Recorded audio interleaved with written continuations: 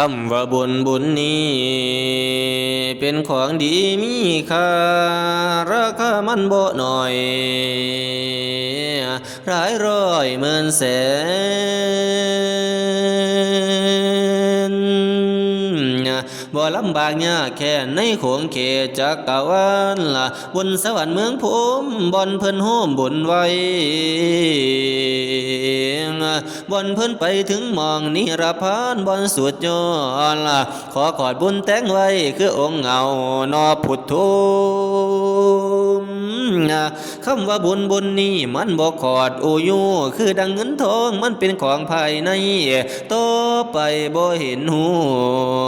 นี่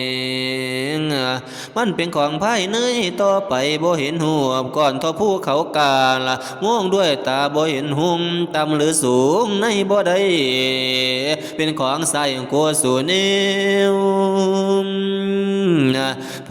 ทำบุญแล้วบ่มีแนวปุ่นเปียบบ่มีแนวสีเทียมเท่าสัทธาเท่าจางแต่งบุญนั่นละนาพ่อแม่